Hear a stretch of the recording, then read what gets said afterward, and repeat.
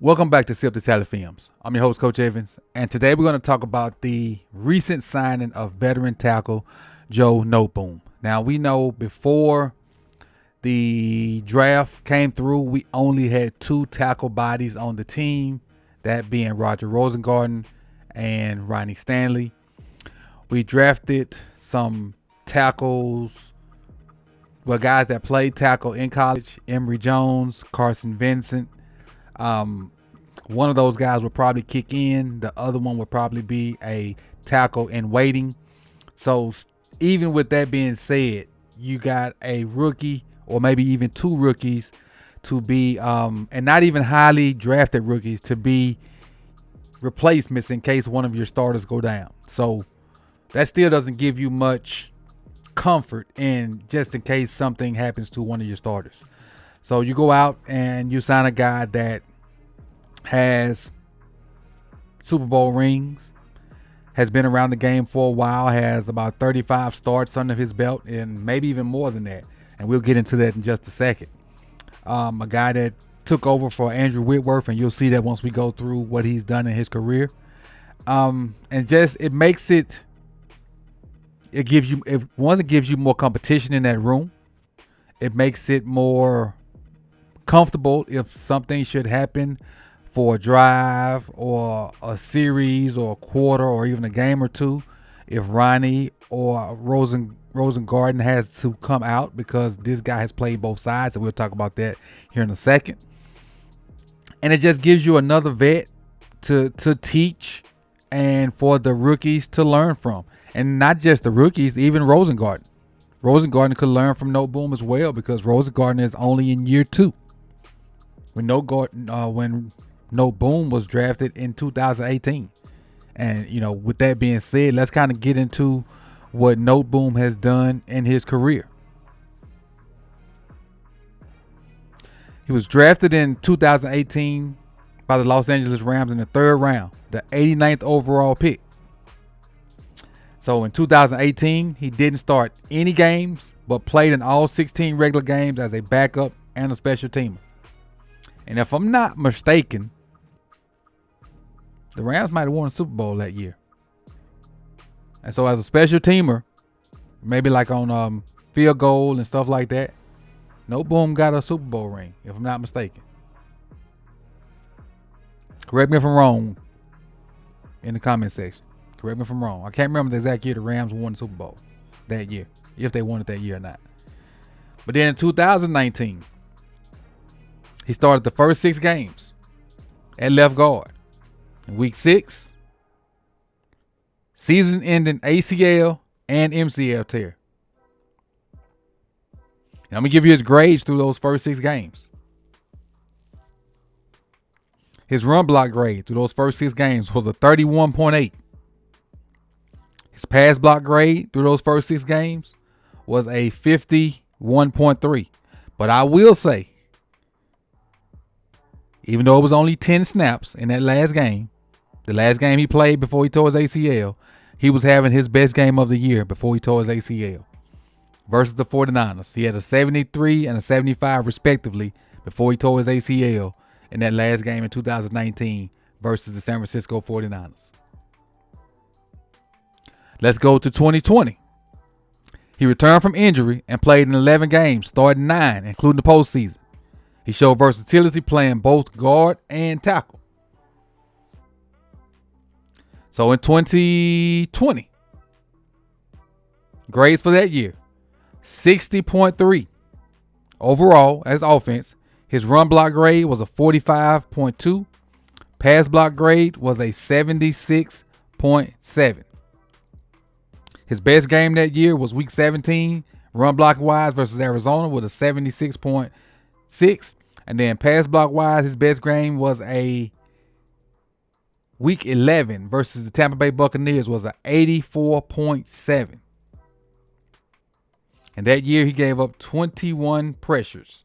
And how PFF does is they put sacks, QB hits and hurries all in the same. Well, not all in the same. They put all those three categories together, and that's how they factor in your pressures allowed. They put those three categories together and add them up. So let's go down to 2021.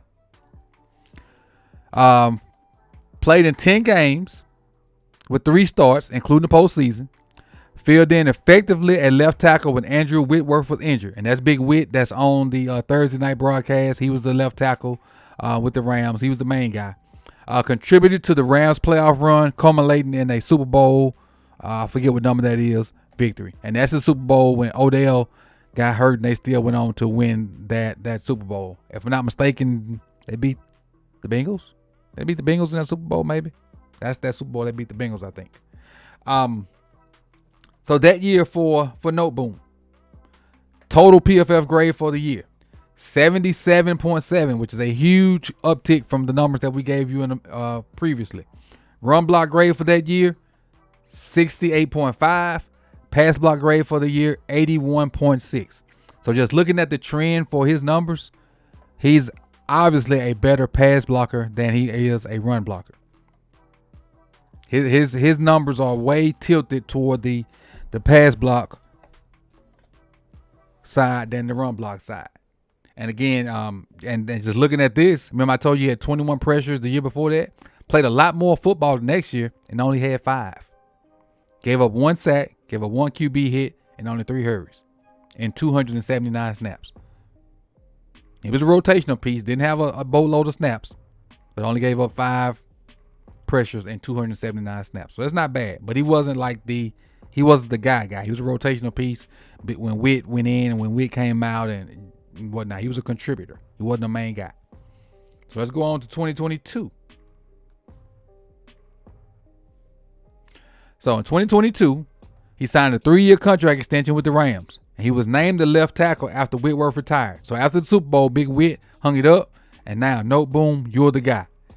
6 games into the season, tore his Achilles. Numbers for that year. Run block grade 71. So he brought his run block grade up. Pass block grade was a 60. That came down. But he, as the guy, he was getting it done run block wise. But 6 games into it, he tore his Achilles in week 6 versus the Carolina Panthers. 2023, he returned from that injury. Started 8 games, but played in 10, mostly at right guard and at right tackle. So after this Achilles injury, that's when he started playing multiple positions. So he's played 8 games. Let me see how many at right guard. The first 3 at right guard. Then he played 1, 2 at left tackle, and then he played 1, 2, 3, 4, 5 at right tackle. So he played every spot on the line that year except center and left guard, which the versatility is what we need. We love the more you can do. We love a guy that can go up and down the offensive line. We love that. We love it. That's what we feel like we need. And then last year, still with the Rams, as a veteran offensive lineman, he was just a depth piece. He started in 4 games for them, 2 at left tackle and 2 at right guard. And I just want to show you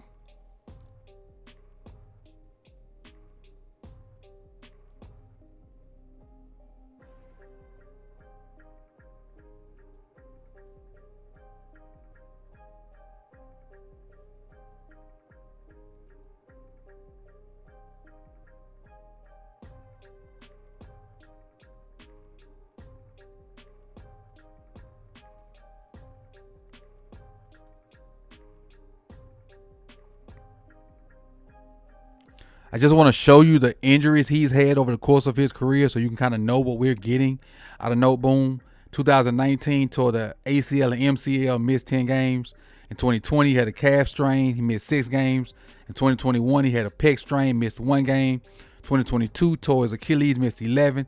2023, had a foot and groin issue, missed 2 games. 2024, had an ankle sprain, missed 10 games. So just know, every year since 2019, there has been an issue. So this is a backup depth piece. Probably no way in HE hockey sticks that he coming in competing for a starting job. This is a guy that if something happens to one of the starters, He's a bridge to get us to the younger guys. That's completely it. I gave you what he's done throughout his career with the Rams. He's here as a bridge, from Ronnie to the younger guys, and even just from Ronnie to the younger guys, because even Rosengarten's a younger guy. So that's what we get out of Joe Noteboom here. So that's what we got, with this signing. I applaud the effort to get another vet in here, because you got Ronnie and babies. That's what you got, Ronnie and babies. And so I like the fact that we got a guy that can come in and can teach them how to be pros and how to go about their business with work ethic and watching film and learning tendencies and stuff like that. So I like the signing. Will he do anything on the field? Probably not. This is more of a off season, teach our young guys, be a vet to our young guys. And if he happened to get on the field, maybe he can give us a week or two, maybe even a month, but he's not a long-term answer to nothing. So I appreciate you guys for coming out. You could have been anywhere in the world. Like, comment, subscribe, share, and I'll see you on the next one, man. Peace and love.